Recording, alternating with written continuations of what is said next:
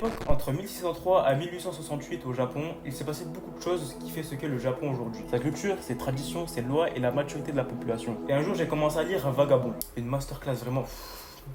Mon gars, il parle justement de cette fameuse époque de samouraï, de guerre, tout ça, et qui va se concentrer sur l'histoire d'une personne en particulier. Cette personne, c'est 61 duels en les gagnant tous, sans jamais perdre un seul combat de sa vie. Musashi Miyamoto, c'est un des plus grands duellistes qui a marqué l'histoire du Japon avec ses combats, ses livres et sa philosophie. Son vrai nom, c'est Takezo Shinmen. Miyamoto, c'est le nom de son village, et Musashi, c'est une autre façon de dire Takezo. Son père, il est mort quand il avait à peu près 7 ans. Il s'est fait éduquer par son oncle moine qui vivait dans un monastère, et je sais pas c'est quel genre d'éducation, mais à ses 13 ans, Musashi fait son premier duel, et c'est aussi son premier meurtre. Il tue pour la première fois un certain Harima Kihei. On faisait pas du tout la même chose à cet âge-là, il faisait des nuits blanches sur un certain jeu. Un peu plus tard dans sa jeunesse, il fait un deuxième duel qui gagnait encore. Et à 17 ans, il part à la guerre pour participer à l'une des plus grandes batailles du Japon, Sekigahara. À la fin de la bataille, qu'ils ont malheureusement perdu, il fait le mort pour essayer d'échapper aux forces d'en face. Après ça, c'est là que commence véritablement sa vie de vagabond et de duelliste. Il décide de devenir un ronin. Un ronin, c'est un samouraï qui n'a pas de maître. Il part en direction de Kyoto, et c'est là où il affronte Yoshioka Seijuro, qui était un de ses meilleurs de son école. Et Musashi, encore une fois, il a bien évidemment gagné comme tous ses duels. Je vais vous passer une grande partie des duels de Musashi parce qu'il y en a vraiment énormément. On va parler des plus intéressants, des plus connus, surtout de celui de Sasaki Kojiro qu'on va laisser pour la fin parce que c'est le plus connu. On va parler d'abord du duel contre Baiken. En fait, pour Musashi, c'est un duel totalement différent des autres parce que pour une fois, il va pas être face à quelqu'un qui a un katana. Baiken, lui, utilise un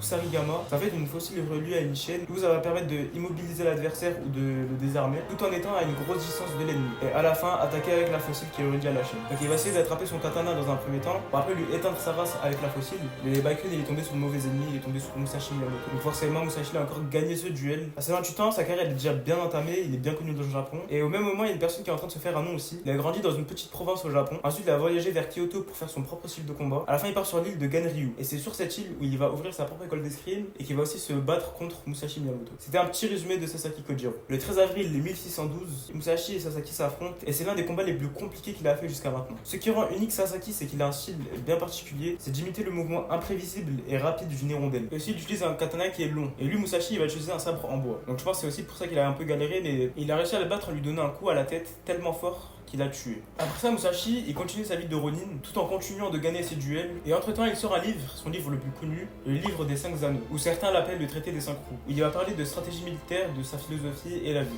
Un jour, Miyamoto, il décide d'affronter une école d'escrime. Et au Japon, avant, pour affronter une école, il fallait le faire dans la loyale. Donc pour affronter une école d'escrime, il faut battre le maître de l'école. Donc déjà, il s'est fait le maître de l'école et en plus de ça, il s'est fait le frère du maître. Quand un maître se fait tuer dans une école d'escrime au Japon, à l'époque, les élèves devaient soit se suicider, soit se venger. Donc les élèves décident bien évidemment de se venger, d'essayer quand même.